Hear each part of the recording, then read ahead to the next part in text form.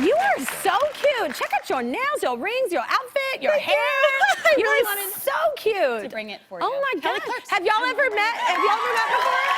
And Jeff Goldblum. Yes. I was like, Jeff's on the show, I'm getting tips. You know what I mean? I was like, I better get tips. Have you ever heard, do you know what a zaddy is? Apparently he's a zaddy. Yes, I do know what a zaddy is. I am so old apparently and did not know what that meant. Yeah. You know, it's like a zaddy. A zaddy. Yeah. And that's, I mean, that is. Yeah. I agree with it. I just didn't know what it was at first. But. Yeah. So you were on Broad City and it was a comedy duo. So how was that breaking off? You've been doing that show since 2009, I think. It's been a part of your life. And that's a long time to work with someone, then all of a sudden you're like on your own. It's crazy to look back. I'm 32 and like 10 years is pretty much a third of my life. And my partner, Abby Jacobson, and I, give it up for Abby. Yeah, Abby and I started the web series in 2009, and it's just been this climb and climb to the show. And we had 5 seasons, 50 episodes on Comedy Central, and we created it together and show ran it and produced it. And we're so proud of the show, and it's my favorite show. And it's kind of cool because it didn't end because of anyone else. It ended because y'all wanted it to end, which is rare. You, Kelly Clarkson. No, I'm just saying that's rare. Yeah. Like usually people are like, no, more. And you're just like, we're done. Yeah, you know, and also like women don't usually get to be like, enough, you know, in all the ways. Yeah. So, I do. Yeah. You should be in my life. I should hang around with you more. But this was, I think, the first time Abby and I both were like, you know what, this is a good time to end it, and it keeps that power in the show that we already have created. Yeah. So what were you like as a kid? Were you both talkative? Because you're both, even though you might not be a stand-up comedian, you're a very comedic actor. Like, so were y'all, and you're very friendly. Were y'all both like this as kids? Where'd you grow up? Pittsburgh. Pittsburgh. Oh, got you. Long Island. Everyone cool is from Long Island. Really? That's cool. Yeah, I Long didn't know that. Island, New Jersey, that whole area. Yeah. But were y'all always as talkative, or were you introverts when you were kids? I was talkative. My brother and I would make, my brother Elliot is also a comedian. We would make sketch videos for hours hours and hours. I've always been a comedy nerd, and that's it.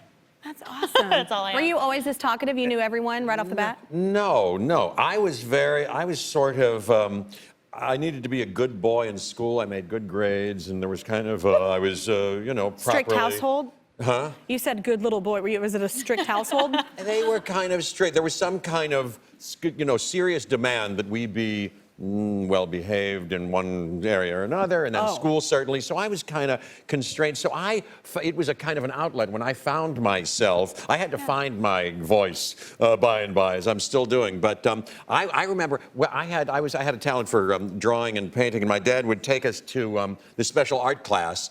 Me every week, and waiting outside the Carnegie Mellon Museum, the Carnegie Museum. Wow. When he hadn't shown up yet, and I would do this thing that I can't believe I did. I was like 11 or 12. I would see people and then pretend to know them.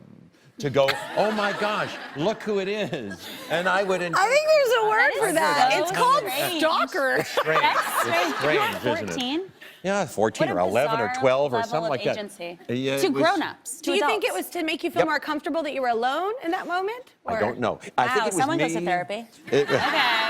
Okay, I see you, Kelly Clarkson. Yeah. No, it was me practice. It was the seeds of something creative. And, Yeah, that's so interesting. I just wonder where everybody kind of comes from in their background. But tell us about your upcoming comedy tour. My tour in March is a stand-up tour, and I'm going to 9 cities around the country. Right on. And I'm really excited about getting out the word to vote this year. It's 2020. It's a big year. Yeah.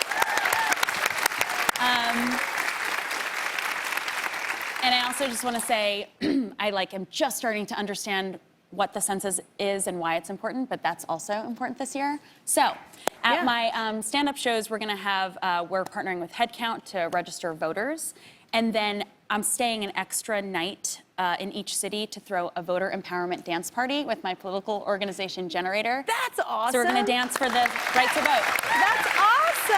Yeah. And because here's the thing, it's, you know, vote for who you love, vote for what you believe in, but vote. That's important, right. You know, and especially I always get upset when I have female friends that don't, because I'm like, do you know how hard other women had to fight for us to have the chance to be able to do it? Right. It's with whoever you vote for, I don't care. Vote for who you want to vote for, but it's vote. It's the least we can do, and it's so it's everything. And growing up in a small town and leaving and going to like other parts of the world, you really realize how lucky we are. So I love that you're doing like a dance party, making it a cool vibe. Yeah, the whole tour is called Horny for the Polls, Polls. I love it. It's fun. Love the clouds. Well, awesome. I will not stop talking until you subscribe to my YouTube channel. That's right, and I can talk a lot. Seriously, not gonna stop. Yep, still here, not going anywhere. I see you. Don't walk away from this.